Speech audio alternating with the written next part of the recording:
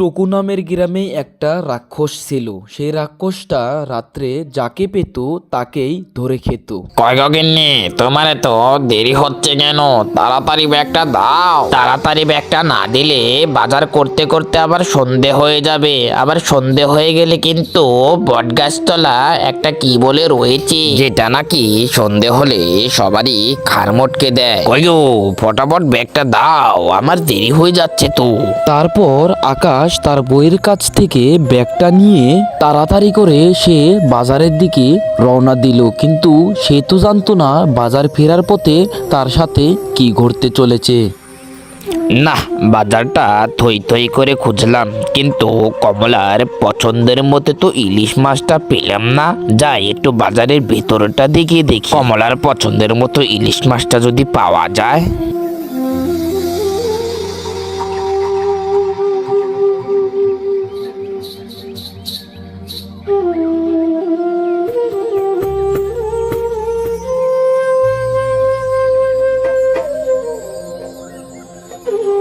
আচ্ছা চাচা, ইলিশ মাছ কত করে দিয়েছো গো?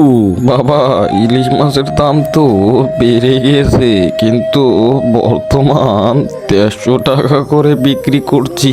তাহলে চাচা আধা কেজি ইলিশ মাছ দিয়ে দাও, অল্প তাড়াতাড়ি করে দিও, কিন্তু সন্ধে হলে আর এক বিপদ, আমাকে আবার সন্ধে হওয়ার আগে বাজার থেকে বাড়ি ফিরতে হবে।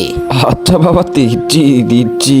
তারপর আকাশ তার বইয়ের মন পছন্দের মতো বাজার নিয়ে বাড়ি ফিরছিল, কিন্তু তার বাড়ি ফিরতে ফিরতেই সেই সন্ধে হয়ে যায়। এই যে দেখো, যেখানে গেলে বাঘের ভয় সেখানেই মৃত্যু হয়। দেখো, আমার বাড়ি ফিরতে ফিরতে তো সন্ধেই হয়ে গেল। এখন বটগাছের তলা দিয়ে কেমন করে যাব? আমার তো ভীষণ ভয় করছে।